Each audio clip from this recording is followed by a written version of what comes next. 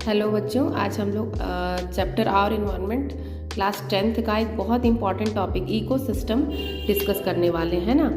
Ecosystem is a very important term of the chapter, है ना। इसका इंट्रोडक्शन क्या है? Introduced by Tansley in 1935। Tansley ने इसको 1935 में इंट्रोड्यूस किया था। डेफिनेशन देख लेते हैं। A geographic area where plants, animals and other organism interact with their physical environment is called an ecosystem. मतलब इसमें क्या होता है, प्लांट, एनिमल और जितने भी लिविंग ऑर्गेनिज्म है एक दूसरे से इंटरैक्टेड रहते हैं। उनके जो सराउंडिंग में फिजिकल उनकी जो भी इन्वायरमेंट है, जैसे कि वहाँ लाइट क्या है, टेम्परेचर क्या है, वहाँ की सॉइल कैसी है, वाटर कैसा है, इन सब का आपस में जो कनेक्शन होता है इसी को मिला के हम इकोसिस्टम कहते हैं। ठीक है। इकोसिस्टम अलग अलग तरह के होते हैं। देखो, नेचुरल में आप देखो फॉरेस्ट है, पॉन्ड है, डिजर्ट है। फॉरेस्ट का इकोसिस्टम थोड़ा अलग होगा, पॉन्ड का अलग होगा, डिजर्ट का अलग होगा। मैं आपको एक एग्जांपल नीचे देख के समझाऊंगी भी। आर्टिफिशियल इकोसिस्टम होता है जो हम लोग बनाते हैं, जैसे एक्वेरियम्स, बॉटनिकल गार्डन्स होते हैं, पार्क्स होते हैं, इसमें आर्टिफिशियल इकोसिस्टम होता है।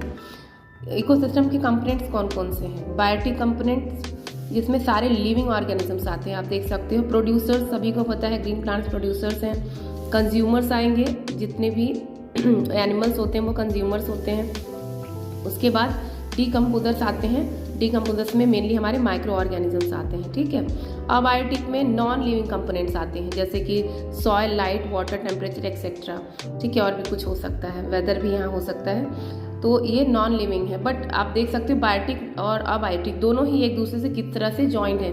अगर अबायोटिक कंपोनेंट्स नहीं होंगे तो बायोटिक पॉसिबल नहीं है ना। सॉइल, लाइट, वाटर, इन सब के बिना जो है प्रोड्यूसर्स क्या करेंगे? प्रोड्यूसर्स ग्रीन प्लांट्स हैं। सनलाइट नहीं होगी तो फूड नहीं बना पाएंगे, सॉइल नहीं होगी तो ग्रो कैसे कर पाएंगे, ये सारी चीज़ें हैं। तो दोनों ही डिपेंडेंट है। मतलब एक इकोसिस्टम के लिए दोनों ज़रूरी हैं, चाहे वो बायोटिक हो या अबायोटिक कंपोनेंट हो। ठीक है।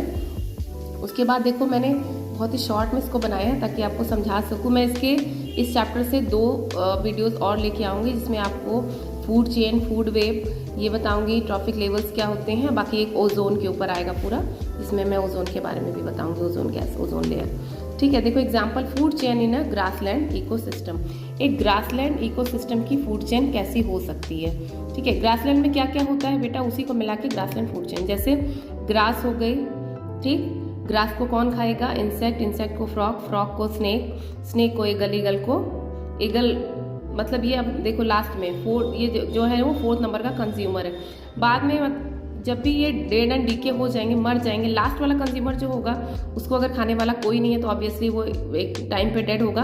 तो वो जब डिकम्पोज होगा तो वो डिकम्पोज कौन करेंगे? उसको फंगी करेंगे। फंगी